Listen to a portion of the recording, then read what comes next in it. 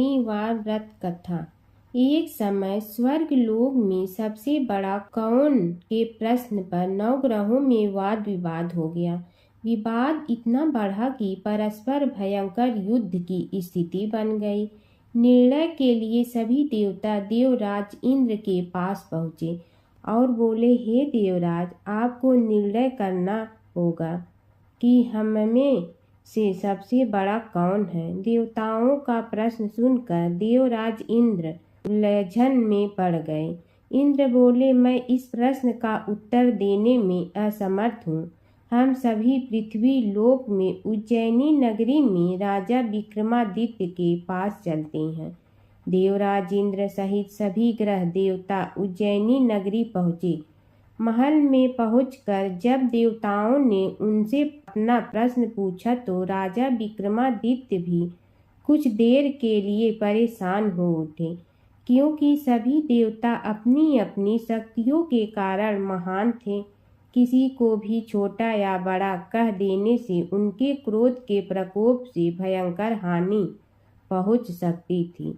अचानक राजा विक्रमादित्य को एक उपाय सूझा और उन्होंने विभिन्न धातुओं स्वर्ण, रजत, चांदी, कांसा, ताम्र, तांबा, सीसा, रांगा, जस्ता, अभ्रक व लोहे के 9 आसन बनवाए। धातुओं के गुणों के अनुसार सभी आसनों को एक दूसरे के पीछे रखवाकर उन्होंने देवताओं को अपने अपने सिंहासन पर बैठने को कहा।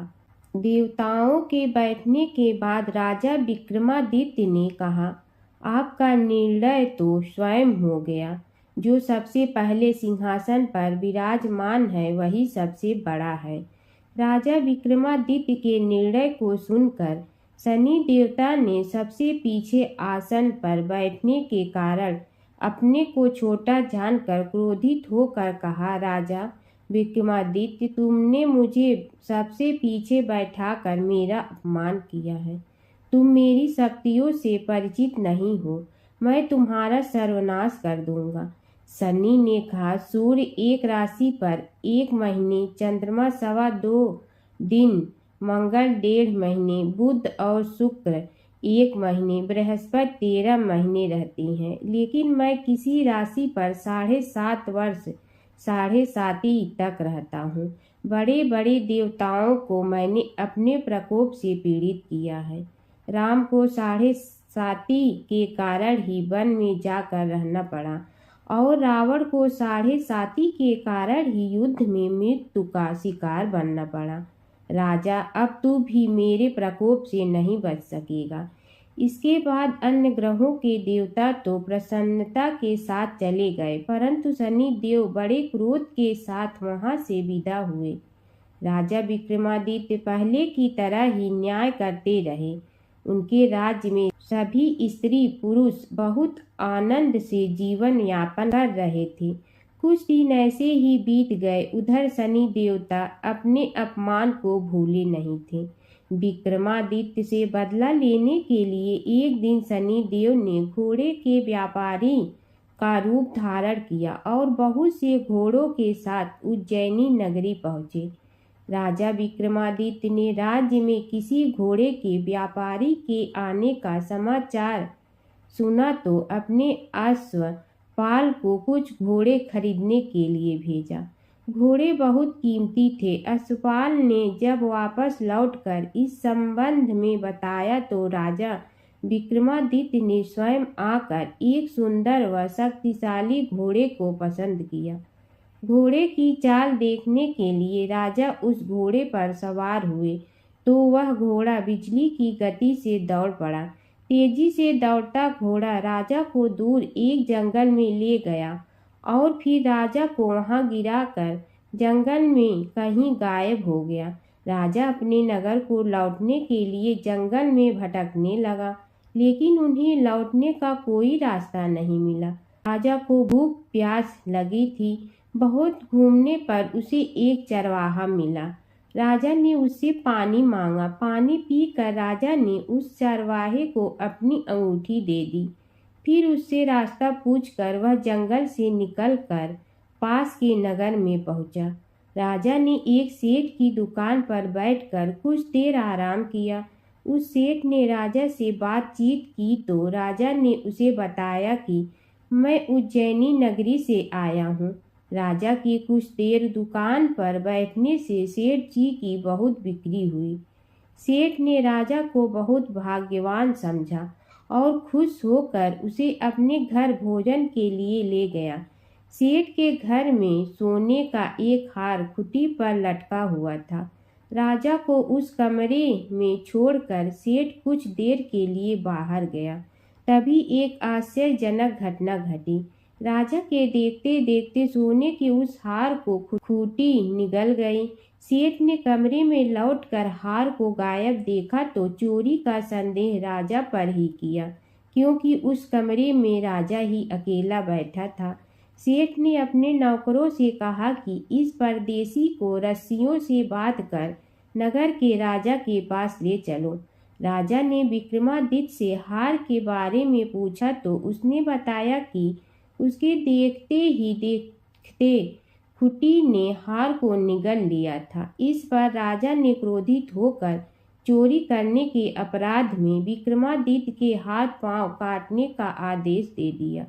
राजा विक्रमादित्य के हाथ पांव काटकर उसे नगर की सड़क पर छोड़ दिया गया।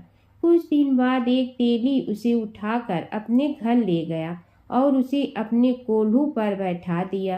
राजा आवाज देकर बैलों को हाँकता रहता। इस तरह तेली का बैल चलता रहा और राजा को भोजन मिलता रहा। शनि के प्रकोप की 7.5 पूरी होने पर वर्षा ऋतु प्रारंभ हुई। राजा विक्रमादित्य एक रात मेघ मल्हार गा रहा था कि तभी नगर के राजा की लड़की राजकुमारी मोहिनी रथ पर सवार उस तेली के घर के पास से गुजरी। उसने मेघ मल्हार सुना तो उसे बहुत अच्छा लगा और दासी को भेजकर गाने वाले को बुला लाने को कहा। दासी ने लौटकर राजकुमारी को अपंग राजा के बारे में सब कुछ बता दिया। राजकुमारी उसके मेघ मल्हार से बहुत मोहित हुई, अतः उसने सब कुछ जानकर भी अपंग राजा से विवाह करने का निश्चय कर लिया। राजकुमारी ने अपने माता पिता से जब यह बात कही तो वे हैरान रह गए। रानी ने मोहिनी को समझाया, बेटी तेरे भाग्य में तो किसी राजा की रानी होना लिखा है, फिर तू उस अपंग से विवाह करके अपने पांव पर कुल्हाड़ी क्यों मार रही है। राजकुमारी ने अपनी जिद नहीं छोड़ी। अपनी जिद पूरी कराने के लिए उसने भोजन करना छोड़ दिया और प्राण त्याग देने का निश्चय कर लिया। आखिर राजा रानी को विवश होकर अपंग विक्रमादित्य से राजकुमारी का विवाह करना पड़ा। विवाह के बाद राजा विक्रमादित्य और राजकुमारी तेली के घर में रहने लगे। उसी रात स्वप्न में शनिदेव ने राजा से कहा, राजा तुमने मेरा प्रकोप देख लिया, मैंने तुम्हें अपने अपमान का दंड दिया है। राजा ने शनिदेव से क्षमा करने को कहा और प्रार्थना की, हे शनिदेव आपने जितना दुख मुझे दिया है अन्य किसी को न देना। शनिदेव ने कुछ सोचकर कहा, राजा मैं तुम्हारी प्रार्थना स्वीकार करता हूँ। जो कोई स्त्री पुरुष मेरी पूजा करेगा, शनिवार को व्रत करके मेरी व्रत कथा सुनेगा, उस पर मेरी अनुकंपा बनी रहेगी। प्रातःकाल राजा विक्रमादित्य की नींद खुली तो अपने हाथ पांव देखकर राजा को बहुत खुशी हुई। उसने मन ही मन शनिदेव को प्रणाम किया। राजकुमारी भी राजा के हाथ पांव सही सलामत देखकर आश्चर्य में डूब गई। तब राजा विक्रमादित्य ने अपना परिचय देते हुए शनिदेव के प्रकोप की सारी कहानी सुनाई। सेठ को जब इस बात का पता चला तो दौड़ता हुआ तेली के घर पहुंचा और राजा के चरणों में गिरकर क्षमा मांगने लगा। राजा ने उसे क्षमा कर दिया, क्योंकि यह सब तो शनिदेव के प्रकोप के कारण हुआ था। सेठ राजा को अपने घर ले गया और उसे भोजन कराया। भोजन करते समय वहां एक आश्चर्यजनक घटना घटी। सबके देखते देखते उस खुटी ने हार उगल दिया।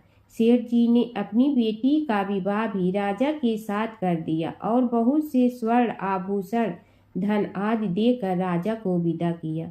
राजा विक्रमादित्य राजकुमारी मोहिनी और सेठ की बेटी के साथ उज्जैनी पहुंचे तो नगरवासियों ने हर्ष से उनका स्वागत किया। अगले दिन राजा विक्रमादित्य ने पूरे राज्य में घोषणा कराई कि शनिदेव सब देवों में सर्वश्रेष्ठ हैं। प्रत्येक स्त्री पुरुष शनिवार को उनका व्रत करे और व्रत कथा अवश्य सुने। राजा विक्रमादित्य की घोषणा से शनिदेव बहुत प्रसन्न हुए। शनिवार का व्रत करने और व्रत कथा सुनने के कारण सभी लोगों की मनोकामनाएं शनिदेव की अनुकंपा से पूरी होने लगी। सभी लोग आनंद पूर्वक रहने लगे। एक बूढ़ा ब्राह्मण था। वह रोज पीपल को जल से सींचता था। पीपल में से रोज एक लड़की निकलती और कहती, पिताजी मैं आपके साथ जाऊंगी। यह सुनते सुनते बूढ़ा दिन ब दिन कमजोर होने लगा। तो बुढ़िया ने पूछा कि क्या बात है। बूढ़ा बोला कि पीपल से एक लड़की निकलती है और कहती है कि वह भी मेरे साथ चलेगी। बुढ़िया बोली कि कल ले आना उस लड़की को, जहाँ 6 लड़कियां पहले से ही हमारे घर में है, वहाँ 7वीं लड़की और सही। अगले दिन बूढ़ा उस लड़की को घर ले आया। घर लाने के बाद बूढ़ा ब्राह्मण आटा मांगने गया तो उसने पहले दिनों की अपेक्षा आज ज्यादा आटा मिला था। जब बुढ़िया वह आटा छानने लगी तो लड़की ने कहा कि लाओ माँ, मैं छान देती हूँ। जब वह आटा छानने बैठी तो परात भर गई। उसके बाद माँ खाना बनाने जाने लगी तो लड़की बोली कि आज रसोई मैं बनाऊंगी। तो बुढ़िया बोली कि ना, तेरे हाथ जल जाएंगे। लेकिन लड़की नहीं मानी। वह रसोई में खाना बनाने गई तो उसने तरह तरह के 36 व्यंजन बना डाले और आज सभी ने भर पेट खाना खाया। इससे पहले वह आधा पेट भूखा ही रहते थे। रात हुई तो बुढ़िया का भाई आया और कहने लगा कि दीदी मैं तो खाना खाऊंगा। बुढ़िया परेशान हो गई कि अब खाना कहाँ से लाऊंगी। लड़की ने पूछा कि क्या बात है माँ। उसने कहा कि तेरा मामा आया है और रोटी खाएगा, लेकिन रोटी तो सबने खा ली है, अब उसके लिए कहाँ से लाऊंगी। लड़की बोली कि तू चिंता मत कर माँ, मैं बना दूंगी। और वह रसोई में गई और मामा के लिए 36 व्यंजन बना दी। मामा ने भरपेट खाया और कहा भी कि ऐसा खाना इससे पहले उसने कभी नहीं खाया है। बुढ़िया ने कहा कि भाई तेरी बावनी भाजी है, उसी ने बनाया है। शाम हुई तो लड़की बोली कि माँ चौका लगा के चौके का दिया जला देना, कोठे में मैं सोऊंगी। बुढ़िया बोली कि ना बेटी तू डर जाएगी। लेकिन वह बोली कि ना माँ, मैं नहीं डरूंगी, मैं अंदर कोठे में ही सोऊंगी। वह कोठे में ही जाकर सो गई। आधी रात को लड़की उठी और चारों ओर आंख मारी तो धन ही धन हो गया। वह बाहर जाने लगी तो एक बूढ़ा ब्राह्मण सो रहा था। उसने देखा तो कहा कि बेटी तू कहाँ चली। लड़की बोली कि मैं तो दरिद्रता दूर करने आई थी, अगर तुम्हें दूर करवानी है तो करवा लो। उसने बूढ़े के घर में भी आँख से देखा तो चारों ओर धन ही धन हो गया। सुबह सवेरे सब उठे तो लड़की को ना पाकर उसे ढूंढने लगे कि पावनी बेटी कहाँ चली गई। बूढ़ा ब्राह्मण बोला कि वह तो लक्ष्मी माता थी, जो तुम्हारे साथ मेरी दरिद्रता भी दूर कर गई। हे लक्ष्मी माता, जैसे आपने उनकी दरिद्रता दूर की वैसे ही सबकी करना। धर्मराज जी की कथा। दो सेठानियाँ थी। एक के घर में धन बहुत था पर वह कंजूस थी। दूसरी के पास धन थोड़ा कम था पर मन से वह बहुत अमीर थी। रोज सवेरे उठती, गंगा स्नान करती, तुलसी माता, बड़, पीपल सींचने, भगवान के मंदिर जाके पूजा करती। धर्मराज सूरज भगवान की कहानी सुनती, भगवान के भोग लगाकर अतिथि को जिमाती, गाय कुत्ता के लिए ग्रास निकालती। दूसरी सेठानी इस धर्मात्मा को देखकर हंसती और कहती, पता नहीं दिन भर क्या करती रहती है। थोड़े समय बाद दोनों सेठानियों को भगवान का बुलावा आया। धर्मात्मा सेठानी के तो यमराज जी ने विमान भेजा और दूसरी को दूत मारते ही ले गया। रास्ते में सेठानी बोली, मेरे को भूख लगी है। तो दूत बोले, किसी को कुछ दिया होगा तो मिलेगा। फिर बोली, प्यास लगी है। दूत बोले, किसी को पानी पिलाया तो मिलेगा। रास्ते में उसे काट चुभने लगे, गर्मी पड़ने लगी, पर दूत तो उसे घसीटे ही ले गए। अब सेठानी बहुत पछताने लगी कि सब कुछ होते हुए भी दान धर्म नहीं किया। इतने में यमराज का दरबार आया। धर्मात्मा बुढ़िया को भगवान के पास सिंहासन मिला और वह उस पर बैठी थी। उधर दूसरी सेठानी को तपते कुंड में डाल दिया। अब सेठानी यमराज से बोली, मुझे 1.25 पहर का जीवन दान दे दो, मैं वापस आकर दंड भोग लूंगी। यमराज बोले, ठीक है। सेठानी के शरीर में वापस प्राण डाल दिए। संसार में आते ही पंडितों को बुलाकर सेठानी ने धर्मराज की कथा सुनी, सब तरह से दान धर्म किया। इतने में समय पूरा हो गया। अब की बार विमान आया। 1.25 पहर के दान धर्म से सेठानी को स्वर्ग मिला। धर्मराज जी की परम भक्त पोपा बाई की कथा। एक गांव में एक पोपा बाई रहती थी। जब वह 5 साल की थी तभी से वह नियम से धर्मराज जी व्रत की कथा सुनती थी और व्रत करती थी। एक दिन उसने अपने भाई व भाभी से कहा कि मैं शादी नहीं करूंगी, अब मैं अपना समय भगवान की पूजा अर्चना में ही बिताना चाहती हूँ। इसलिए मेरी झोपड़ी गांव के बाहर बनवा दो और गांव में सबको कह दो कि वह अपनी गाय व बछड़ों को मेरे यहाँ ही घास भूस चरने को भेज दो और जिसकी भी इच्छा हो, श्रद्धा हो, मुझे खाना भिजवा दो। एक दिन नगर का राजा शिकार खेलने जंगल में आया और गांव के बाहर जंगल के पास बनी झोपड़ी देखकर रुक गया। झोपड़ी के पास जाकर उसने आवाज लगाई कि कौन है, लेकिन भीतर से कोई आवाज न आने पर वह लगातार दरवाजा खटखटाता रहा। तब पोपा बाई उठी और कहने लगी कि कौन हो तुम जो बार बार दरवाजा बजा रहे हो, क्यों आवाज लगा रहे हो? राजा ने कहा कि मैं यहाँ का राजा हूँ और तुम्हारे साथ विवाह करूँगा। पोपा बाई ने कहा कि जहाँ से आए हो वहीं चले जाओ, मैं किसी पराये आदमी का मुंह नहीं देखती हूँ। राजा ने पोपा बाई की एक नहीं सुनी और जबरदस्ती उठा ले गया। तब पोपा बाई ने राजा को श्राप दिया कि तुम्हारा सारा राजपाट नष्ट हो जाएगा। महल में आने पर राजा की रानियों ने सारी बात सुनकर राजा से अनुरोध किया कि पोपा बाई को वहीं वापस छोड़ आओ। राजा जब पोपा बाई को वापस झोपड़ी में छोड़ने जाने लगा तो रास्ते में पाप की नदी आई जिसमें राजा डूब गया। कुछ समय बाद पोपा बाई मृत्यु के बाद धर्मराज जी के यहाँ पहुंची और धर्मराज जी ने उन्हें स्वर्ग का राज दे दिया। एक बार एक सेठ व सेठानी मृत्यु लोक से स्वर्ग लोक आए तो उसके द्वार बंद देखकर वह धर्मराज जी से द्वार खोलने का आग्रह करते हैं। धर्मराज जी कहते हैं, इस द्वार पर पोपा बाई का राज है। इस पर सेठ सेठानी कहते हैं कि हम पोपा बाई को नहीं जानते हैं। धर्मराज जी उन दोनों की बात सुनकर कहते हैं कि तुम दोनों 7 दिन तक मृत्युलोक में रहो। 8 खोपड़ा से राई भर कर 5 कपड़े ऊपर रख कर कहानी सुनकर उद्यापन करना और कहना कि राज है, पोपा बाई लेखा लेगी राई राई का। सारे बोलो पोपा बाई की जय। एक बार अपने पुत्र के खातिर भगवान शिव और श्री कृष्ण के बीच छिड़ गया था प्रलयंकारी युद्ध।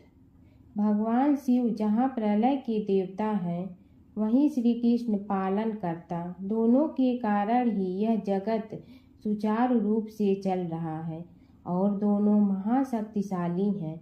लेकिन कभी आपने सोचा है कि अगर कभी दोनों में युद्ध हुआ तो उसका इस संसार पर क्या असर पड़ेगा और दोनों में से विजयी कौन होगा? चलिए जानते हैं एक पौराणिक कथा जहां इन दोनों के भयंकर युद्ध का वर्णन मिलता है। पौराणिक कथा के अनुसार एक बार राजा बलि के सबसे बड़े पुत्र बाणासुर ने शिवपुत्र कार्तिकेय की सुंदरता से मोहित होकर भगवान शिव का पुत्र बनने की इच्छा जताई। उसने भगवान शिव की कठोर तपस्या की, जिसके बाद शिव जी ने उसे अपने पुत्र के रूप में स्वीकार कर लिया। एक समय ऐसा आया जब बाणासुर की पुत्री उषा को श्री कृष्ण के पुत्र अनिरुद्ध से प्रेम हो गया। उषा की मायावी मित्र अप्सरा चित्रलेखा ने अनिरुद्ध और उषा का गंधर्व विवाह करा दिया। जब बाणासुर को यह बात पता चली तो उसने अनिरुद्ध का अपहरण कर उसे अपना बंदी बना लिया। फिर क्या था, श्री कृष्ण ने अपनी पूरी सेना के साथ बाणासुर की नगरी पर धावा बोल दिया। श्री कृष्ण और बाणासुर का युद्ध। बाणासुर श्री कृष्ण की नारायणी सेना से अकेले नहीं लड़ सकता था, इसलिए उसने भगवान शिव से मदद मांगी। अब युद्ध में श्री कृष्ण की नारायणी सेना के विरुद्ध बाणासुर की सेना के साथ भगवान शिव और कुमार कार्तिकेय भी लड़ रहे थे। युद्ध इतना भयानक था कि एक पल को लगा कि भगवान शंकर ने अग्निशस्त्र से गरुड़ पर सवार श्री कृष्ण, बलराम और प्रद्युम्न मारे गए। लेकिन उसी समय श्री कृष्ण ने वरुणास्त्र का प्रयोग कर महादेव के अग्नेस्त्र को शांत कर दिया। फिर शिव जी के अस्त्रों के जवाब में श्री कृष्ण ने वैष्णवास्त्र का प्रयोग किया, जिससे संपूर्ण जगत अंधकार में डूब गया। गुस्से में भगवान शंकर ने 4 पंखा वाला बाण अपने हाथ में ले लिया तो श्री कृष्ण ने जीभरास्त्र उठाया। इस तरह यह युद्ध समय के साथ विकराल हो गया और इस युद्ध से समस्त सृष्टि में हाहाकार मच गया। तब ब्रह्मा जी को युद्ध रोकने आना पड़ा।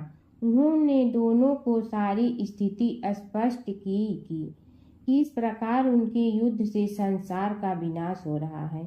उनके समझाने के बाद महादेव युद्ध में पीछे हट गए, लेकिन कार्तिकेय और बाणासुर भगवान श्री कृष्ण से युद्ध करते रहे। जब श्री कृष्ण ने बाणासुर को परास्त किया, अंत में भगवान श्री कृष्ण ने युद्ध में बाणासुर को पराजित करने के लिए अपना सुदर्शन चक्र प्रयोग किया और उसकी मदद से बाणासुर के सहस्त्र भुजाओं को काट डाला। जैसे ही श्री कृष्ण अपने चक्र से उसका वध करने लगे, कार्तिकेय के साथ महादेव वहां फिर से पहुंच गए, लेकिन इस बार उन्होंने युद्ध करने के बजाय श्री कृष्ण से बाणासुर को माफ करने का अनुरोध किया। भगवान शिव ने श्री कृष्ण से कहा कि मैंने इसे अभय दान दिया है, इसलिए अगर आप इसका वध कर देंगे तो मेरा वचन झूठा पड़ जाएगा। शिव जी के ऐसा कहने पर श्री कृष्ण ने बाणासुर को क्षमा कर दिया और अनिरुद्ध, उषा सहित अपनी पूरी सेना लेकर वहां से चल दिए। बाणासुर को आज भी अजर अमर माना जाता है और बाद में भगवान शिव के उसे अपने गढ़ों में शामिल कर लिया है। माता सीता की कथा। यह कहानी सीता माता कहती थी और श्री राम इसे सुना करते थे। एक दिन श्री राम भगवान को किसी काम के लिए बाहर जाना पड़ा तो सीता माता कहने लगी कि भगवान, मेरा तो 12 वर्ष का नित्य नियम है। अब आप बाहर जाएंगे तो मैं अपनी कहानी किसे सुनाऊंगी।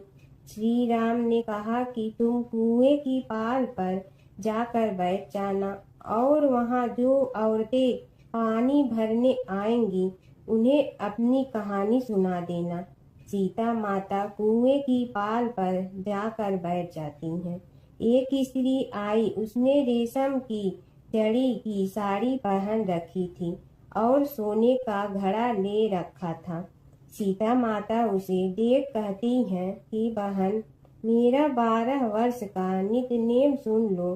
पर वह स्त्री बोली कि मैं तुम्हारा नित्य नेम सुनूंगी तो मुझे घर जाने में देरी हो जाएगी। और मेरी सास मुझसे लड़ेंगी। उसने कहानी नहीं सुनी और चली गई। उसकी रेशम जड़ी की साड़ी फट गई। सोने का घड़ा मिट्टी के घड़े में बदल गया। सास ने देखा तो पूछा कि ये किसका दोष अपने सिर लेकर आ गई है।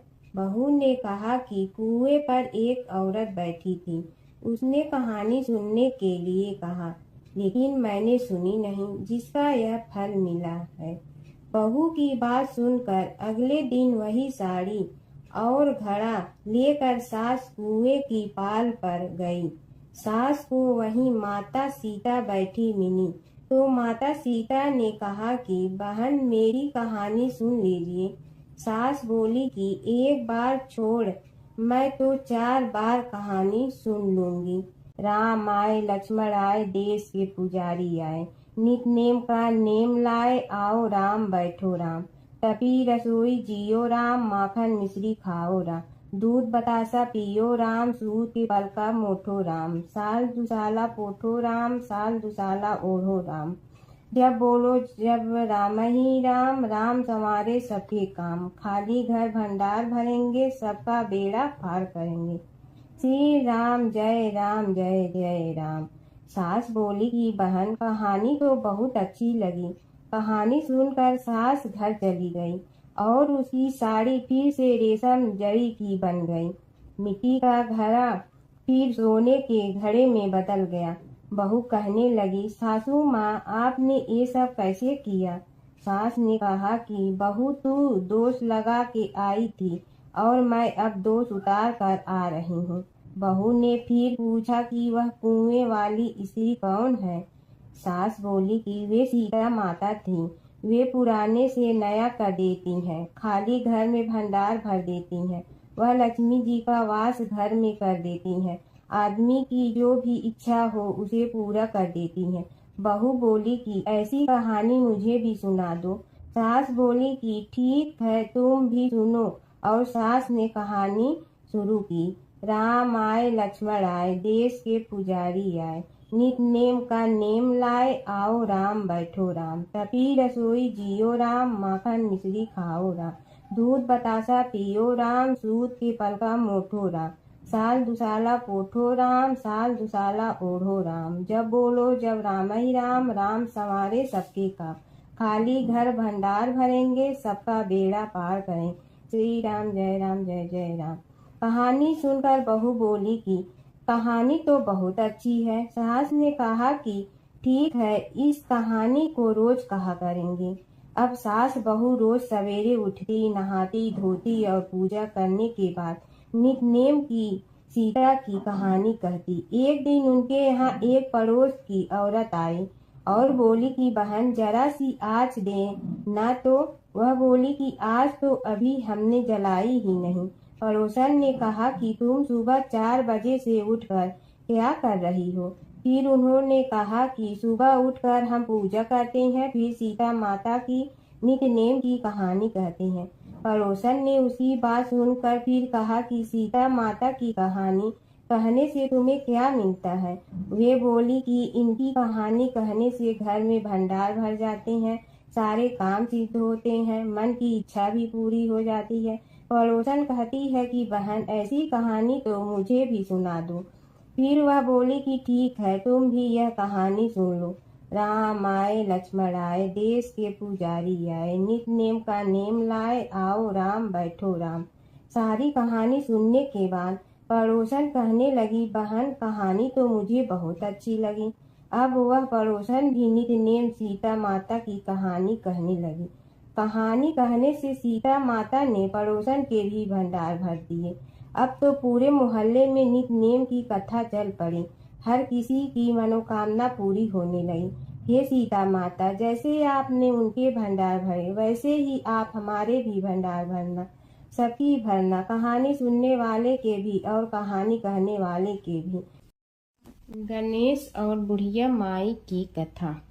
एक बुढ़िया थी, वह बहुत ही गरीब और दृष्टिहीन थी। उसके एक बेटा और बहू थी। वह बुढ़िया सदैव गणेश जी की पूजा किया करती थी।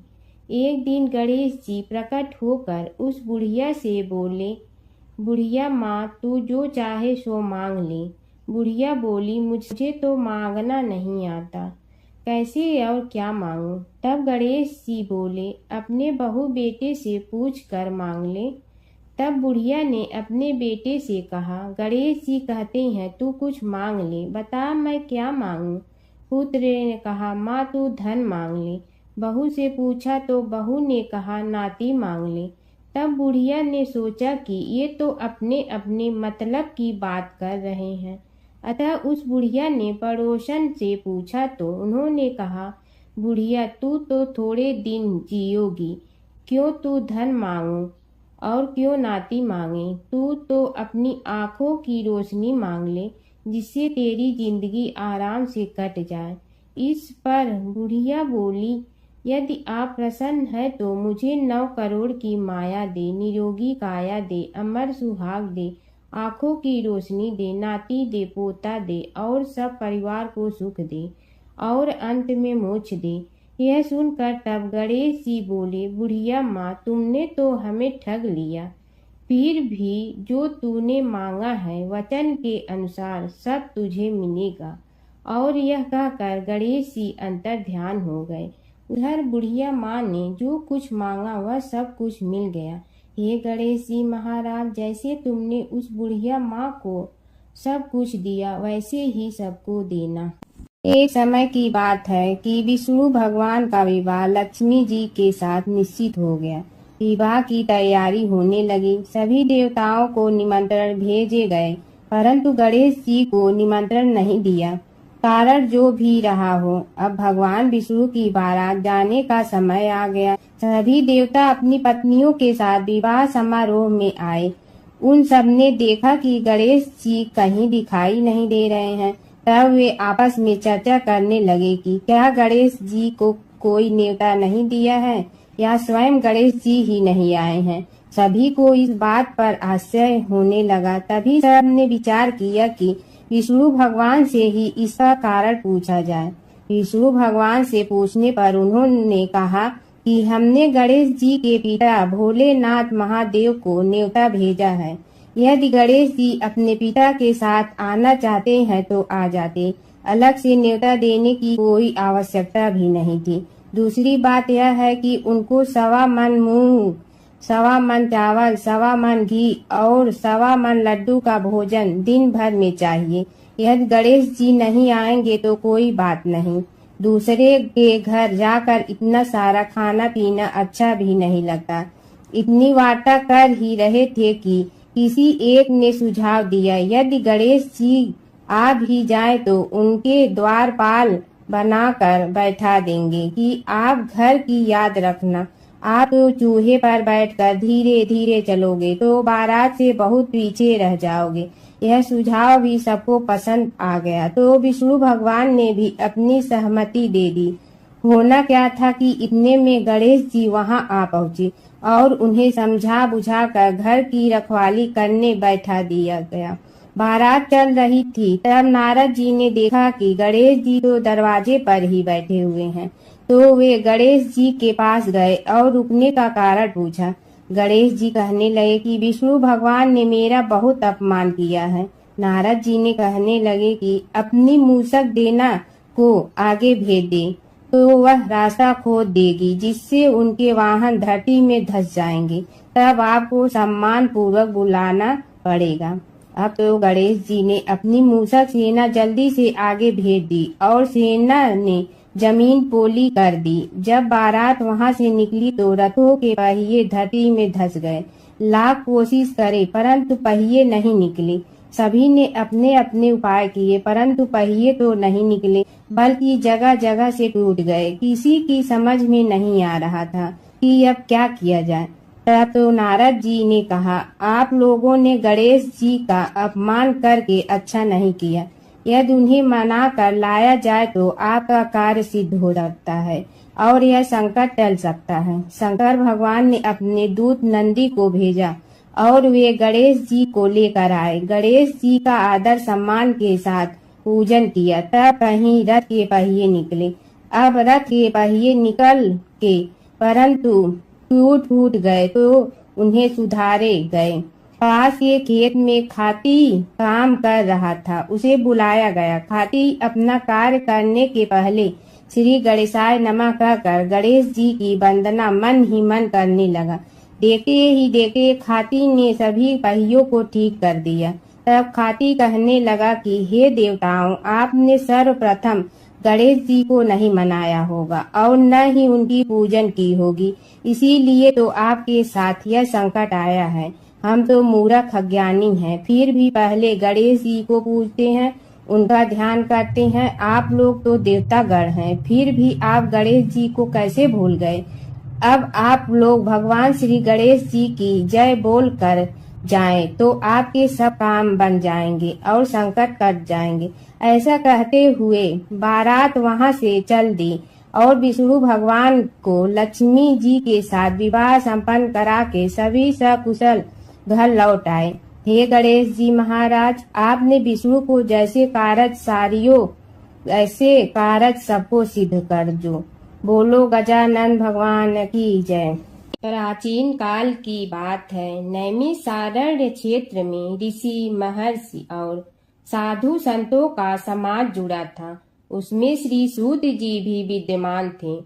शौनक जी ने उनकी सेवा में उपस्थित होकर निवेदन किया कि हे अज्ञान रूप घोर तिमिर को नष्ट करने में करोड़ों सूर्यों के समान प्रकाशमान श्री सूत जी, हमारे कानों के लिए अमृत के समान जीवन प्रदान करने वाले कथा तत्व का वर्णन कीजिए। हे सूत जी, हमारे हृदयों में ज्ञान के प्रकाश की वृद्धि तथा भक्ति, वैराग्य और विवेक की उत्पत्ति जिस कथा से हो सकती हो, वह हमारे प्रति कहने की कृपा कीजिए। शौनक जी की जिज्ञासा से सूत जी बड़े प्रसन्न हुए। पुरातन इतिहासों के स्मरण से उनका शरीर पुलकायमान हो रहा था। वे कुछ देर उसी स्थिति में विराजमान रहकर कुछ विचार करते रहे और अंत में बोले, शौनक जी, इस विषय में आपके चित्त में बड़ी जिज्ञासा है। आप धन्य हैं जो सदैव ज्ञान की प्राप्ति में तत्पर रहते हुए विभिन्न पुराण कथाओं की जिज्ञासा रखते हैं। आज मैं आपको ज्ञान के परम स्रोत रूप श्री गणेश जी का जन्म कर्म रूप चरित्र सुनाऊंगा। गणेश जी से ही सभी ज्ञानों, सभी विद्याओं का उद्भव हुआ है। अब आप सावधान चित्त से विराजमान हो। श्री गणेश जी के ध्यान और नमस्कार पूर्वक उनका चरित्र श्रवण करें। नमस्तस्मै गणेशाय ब्रह्मा विद्या प्रदायिनी यनागस्त्यसमः साक्षात विघ्न सागर सोषणे। कैसे हैं वे श्री गणेश जो सभी प्रकार की ब्रह्म विद्याओं को प्रदान करने वाले, अर्थात ब्रह्मा के सगुण और निर्गुण स्वरूप पर प्रकाश डालने और जीव ब्रह्मा का अभेद प्रतिपादन करने वाली विद्याओं के दाता हैं। वे विघ्नों के समुद्रों को महर्षि अगस्त्य के समान शोषण करने में समर्थ हैं, इसलिए उनका नाम विघ्न सागर शोषक के नाम से प्रसिद्ध है। मैं उन भगवान श्री गणेश जी को नमस्कार करता हूँ। प्रथम पूजा के अधिकारी श्री गणेश जी, यह कहकर सूत जी कुछ समय के लिए मौन हो गए और फिर बोले, शौनक जी, भगवान गणेश जी ही सर्वप्रथम पूजा प्राप्ति के अधिकारी हैं। किसी भी देवता की पूजा करो, पहले उनकी पूजा करो। शौनक जी ने निवेदन किया, हे भगवान, हे सूत, सर्वप्रथम यह बताने की कृपा कीजिए कि गणेश जी को प्रथम पूजा का अधिकार किस प्रकार प्राप्त हुआ। इस विषय में मेरी बुद्धि मोह को प्राप्त हो रही है कि सृष्टि रचयिता ब्रह्मा जी, पालन करता भगवान नारायण और संहार करता शिव जी में से किसी को प्रथम पूजा का अधिकारी क्यों नहीं माना गया। यह त्रिदेव ही तो सबसे बड़ा देवता माने जाते हैं। सूत जी ने कहा, शौनक जी, यह भी एक रहस्य ही है। देखो, अधिकार मांगने से नहीं मिलता, इसके लिए योग्यता होनी चाहिए। संसार में अनेकों देवी देवताएं पूजे जाते हैं। पहले जो जिसका इष्ट देव होता है वह उसी की पूजा किया करता है। इससे बड़े देवताओं के महत्व में कमी आने की आशंका उत्पन्न हो गई। इस कारण देवताओं में परस्पर विवाद होने लगा। वे उसका निर्णय प्राप्त करने के लिए शिव जी के पास पहुँचे और प्रणाम करके पूछने लगे, प्रभु हम सब में प्रथम पूजा का अधिकारी कौन है? शिव जी सोचने लगे कि किसे प्रथम पूजा का अधिकारी माने। तभी उन्हें एक युक्ति सूझी। बोले, देवगण, इसका निपटारा बातों से नहीं तथ्यों से होगा।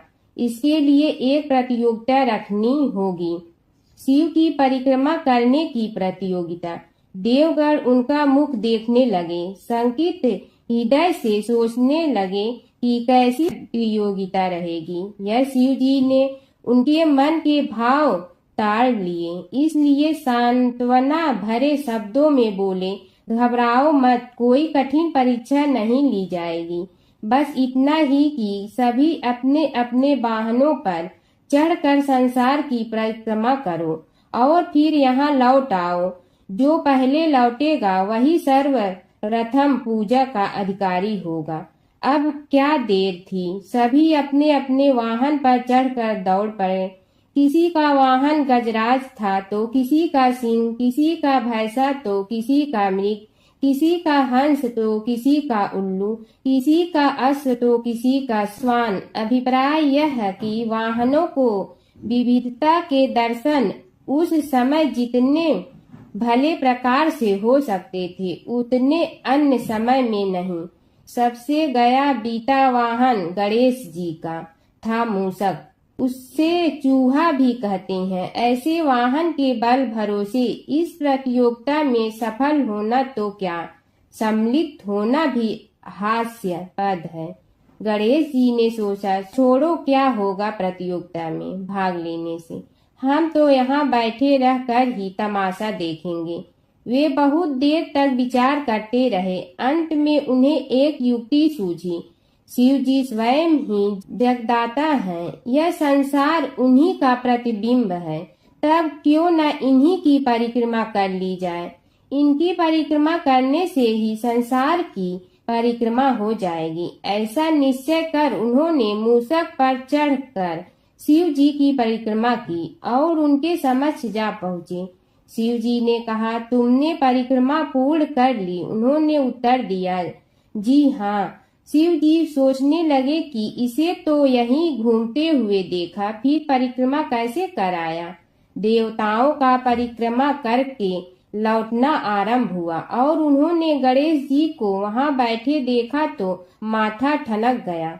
फिर भी साहस करके बोले, अरे तुम विश्व की परिक्रमा के लिए नहीं गए? गणेश जी ने कहा, अरे मैं कब का यहाँ आ गया। देवता बोले, तुम्हें तो कहीं भी नहीं देखा।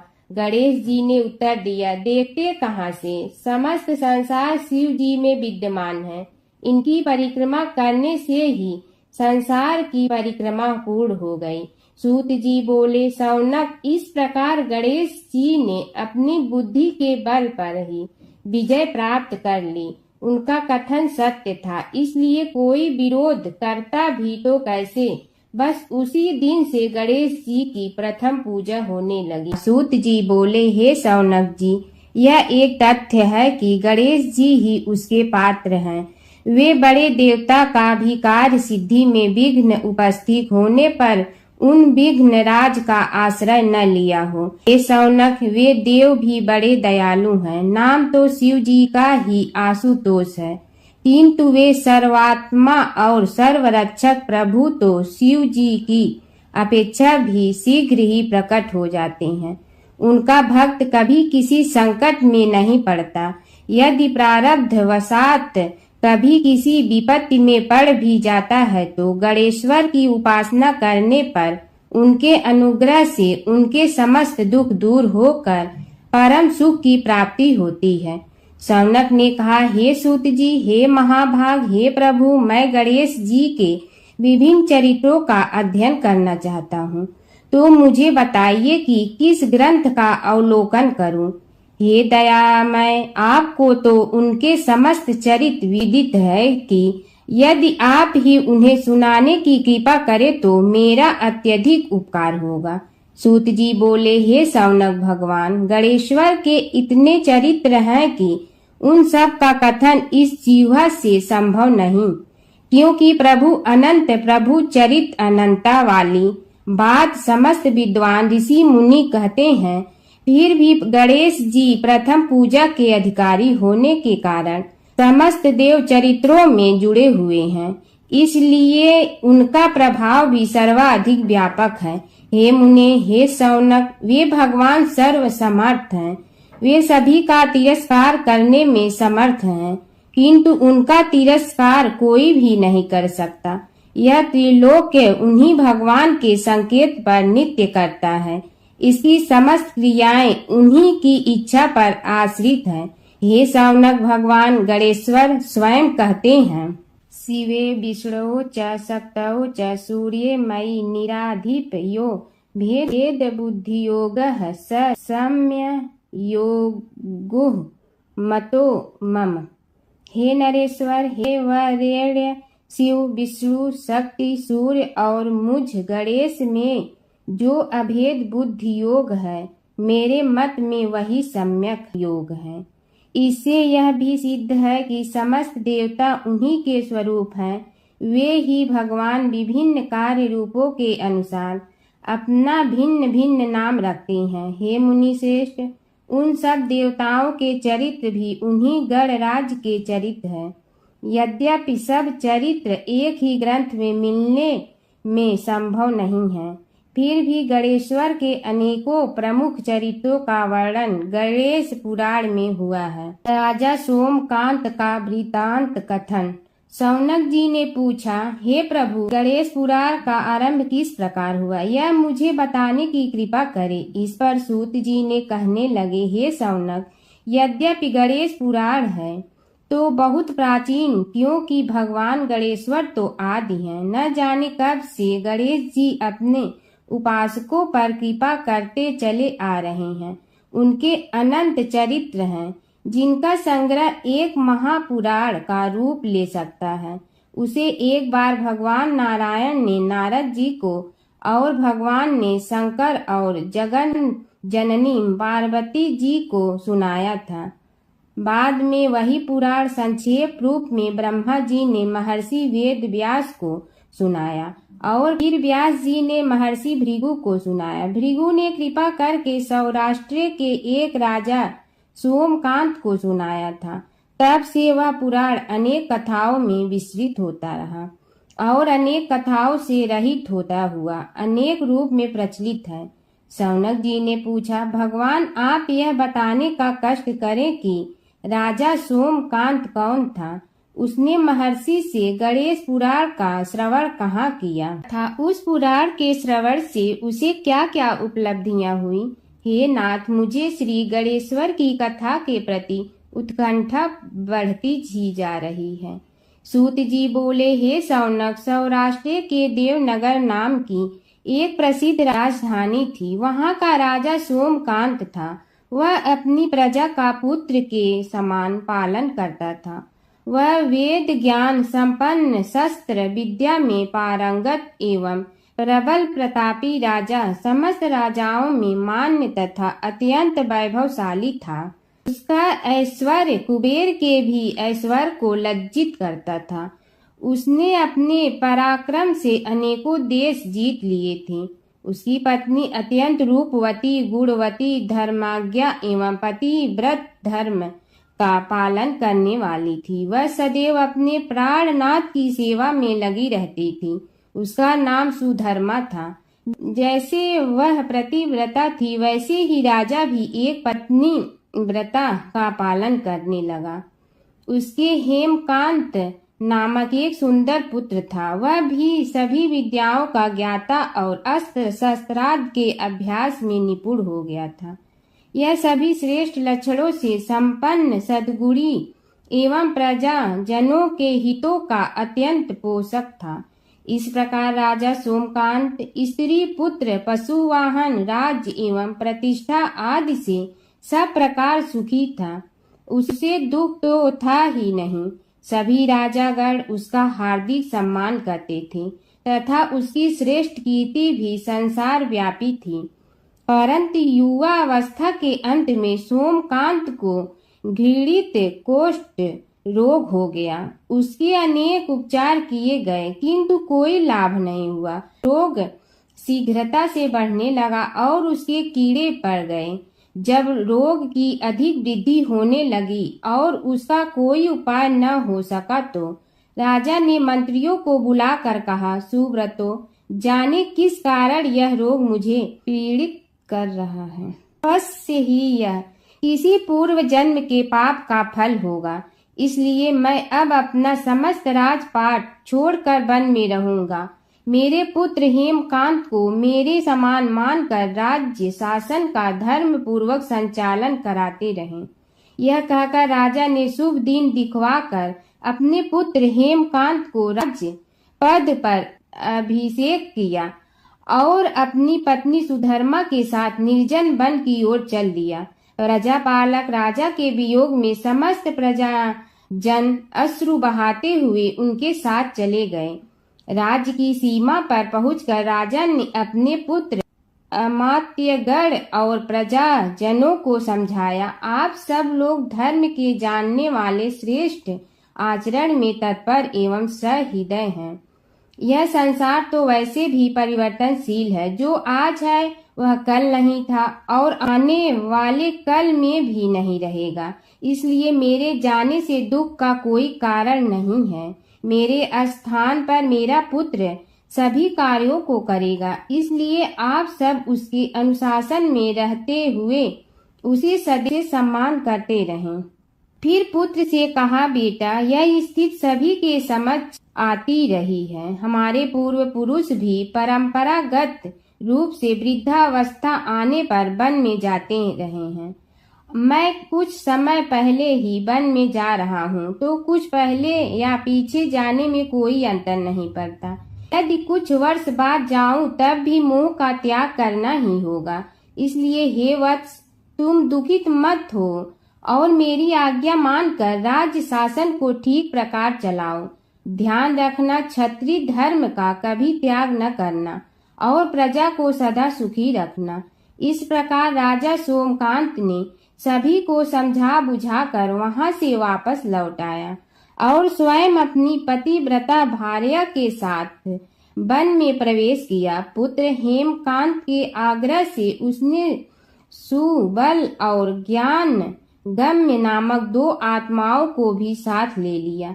उन सब ने एक समतल एवं सुंदर स्थान देखकर वहां विश्राम किया। तभी उन्हें एक मुनि कुमार दिखाई दिया। राजा ने उससे पूछा, तुम कौन हो, कहाँ रहते हो? यदि उचित समझो तो मुझे बताओ।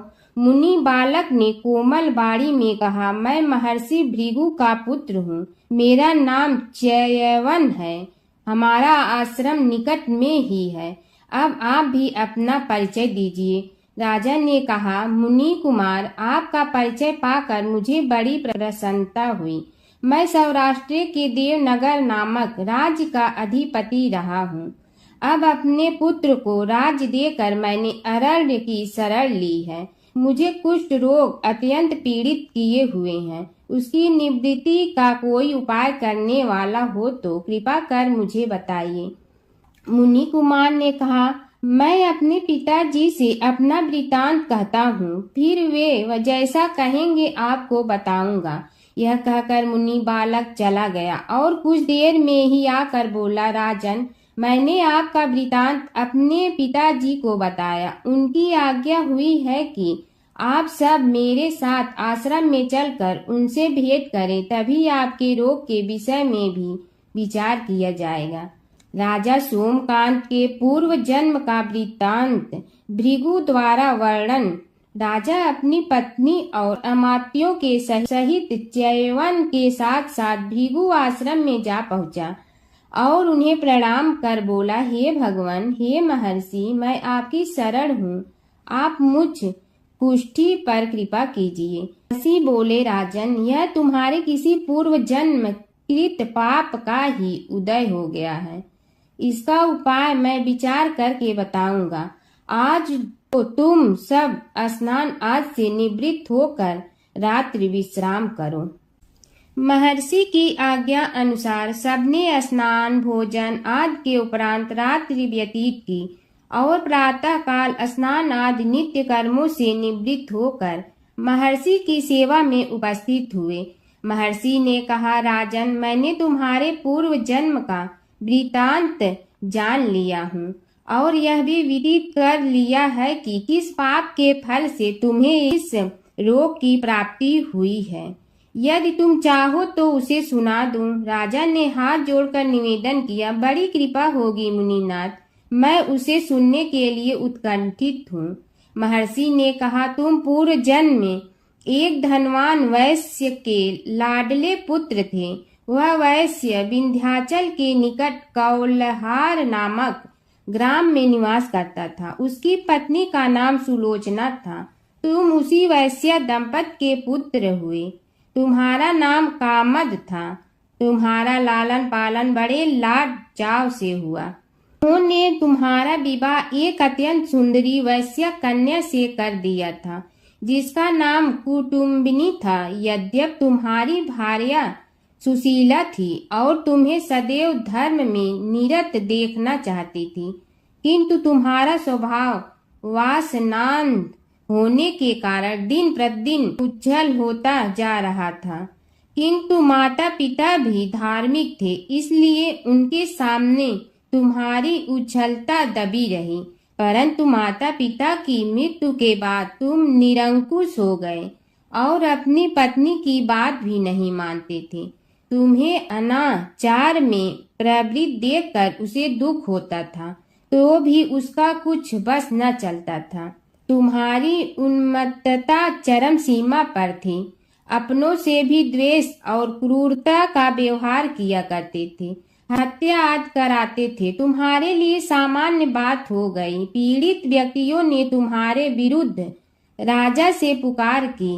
अभियोग चला और तुम्हें राज्य की सीमा से भी बाहर चले जाने का आदेश हुआ। तब तुम घर छोड़कर किसी निर्जन वन में रहने लगे। उस समय तुम्हारा कार्य लोगों को लूटना और हत्या करना ही रह गया। एक दिन माध्याह्न काल था। गुणवर्धक नामक एक विद्वान ब्राह्मण उधर से निकला। बेचारा अपनी पत्नी को लिवाने के लिए ससुराल जा रहा था। तुमने उस ब्राह्मण युवक को पकड़कर लूट लिया। प्रतिरोध करने पर उसे मारने लगे तो वह चित्कार करने लगा, मुझे मत मार, मत मार, देख मेरा दूसरा विवाह हुआ है।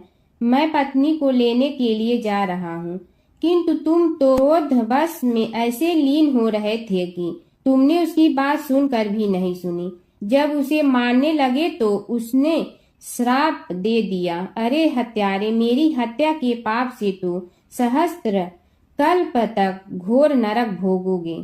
तुमने उसकी कोई चिंता न की और सिर काट लिया। राजन, तुमने ऐसी ऐसी एक नहीं बल्कि अनेक निरीह हत्याएं की थी, जिनकी गणना करना भी पाप है।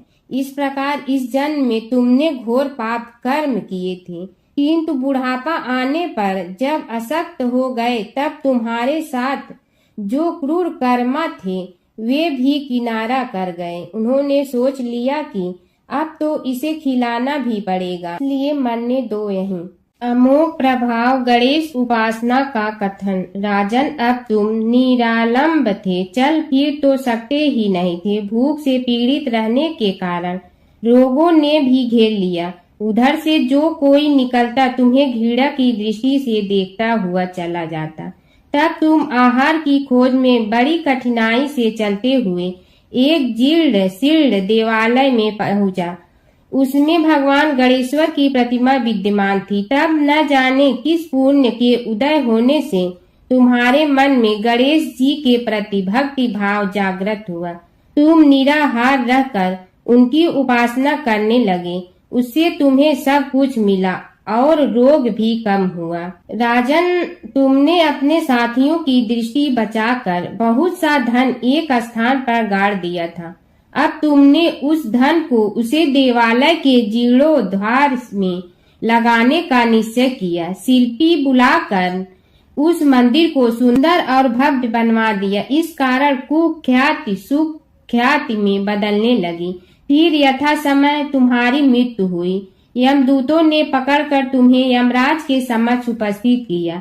यमराज तुमसे बोले, जीव, तुमने पाप और पुण्य दोनों ही किए हैं और दोनों का ही भोग तुम्हें भोगना है, किंतु पहले पाप का फल भोगना चाहते हो पुण्य का। इसके उत्तर में तुमने प्रथम अपने पुण्य कर्मों के भोग की इच्छा प्रकट की और इसीलिए उन्होंने तुम्हें राजकुल में जन्म लेने के लिए भेज दिया। पूर्व जन्म में तुमने भगवान गणाध्यक्ष का सुंदर एवं भव्य मंदिर बनवाया था, इसलिए तुम्हें सुंदर देह की प्राप्ति हुई। यह कहकर महर्षि भृगु कुछ रुके। उन्होंने देखा कि राजा को इस वृतांत पर शंका हो रही है। तभी महर्षि के शरीर में असंख्य विकराल पक्षी उत्पन्न होकर राजा की ओर झपटे। उनकी चोंच बड़ी तीक्ष्ण थी, जिनसे वे राजा के शरीर को नोच नोच कर खाने लगे। उसके कारण उत्पन्न असहनीय पीड़ा से व्याकुल हुए राजा ने महर्षि के समक्ष हाथ जोड़कर निवेदन किया, प्रभु, आपका आश्रम तो समस्त द्वेष आदि से परे है और यहाँ मैं आपकी शरण में बैठा हूँ। तब यह पक्षी मुझे आकर ही क्यों पीड़ित कर रहे हैं? हे मुनिनाथ, इनसे मेरी रक्षा कीजिए। महर्षि ने राजा के अंतर्वचन सुनकर सांत्वना देते हुए कहा, राजन, तुमने मेरे वचनों में शंका की थी और जो मुझ सत्यवादी के कथन में शंका करते हैं उसे खाने के लिए मेरे शरीर से इसी प्रकार पक्षी प्रकट हो जाते हैं, जो कि मेरे हुंकार करने पर भस्म हो जाया करते हैं। यह कर महर्षि ने हुंकार की और तभी वे समस्त पक्षी भस्म हो गए। राजा श्रद्धावनत होकर उनके समक्ष अश्रुपात करता हुआ बोला, प्रभु, अब आप पाप से मुक्त होने का उपाय कीजिए। महर्षि ने कुछ विचार कर कहा, राजन, तुम पर भगवान गणेश्वर की कृपा सहज रूप से है और वे ही प्रभु तुम्हारे पापों को भी दूर करने में समर्थ हैं। इसलिए तुम उनके पाप नाशक चरित्रों का श्रवण करो। गणेश पुराण में उनके चरित्रों का भले प्रकार वर्णन हुआ है, अतएव तुम श्रद्धा भक्ति पूर्वक उसी को सुनने में चित्त लगाओ। राजा ने प्रार्थना की, महामुनि, मैंने गणेश पुराण का नाम भी आज तक नहीं सुना, तो उनके सुनने का सौभाग्य कैसे प्राप्त कर सकूंगा? हे नाथ, आपसे अधिक ज्ञानी और प्रकांड विद्वान और कौन हो सकता है? आप ही मुझ पर कृपा कीजिए। महर्षि ने राजा की दीनता देखकर उसके शरीर पर अपने कमंडल का मंत्रपूत जल छिड़का। तभी राजा को एक छींक आई और नासिका से एक अत्यंत छोटा काले वर्ण का पुरुष बाहर निकल आया। देखते देखते वह बढ़ गया। उसके भयंकर रूप को देखकर राजा कुछ भयभीत हुआ, किंतु समस्त आश्रमवासी वहां से भाग गए। वह पुरुष महर्षि के समक्ष हाथ जोड़कर खड़ा हो गया। उन्हें उसकी ओर देखा और कुछ उच्च स्वर में बोले, तू कौन है? क्या चाहता है? वह बोला, मैं साक्षात पाप हूँ। समस्त पापियों के शरीर में मेरा निवास है।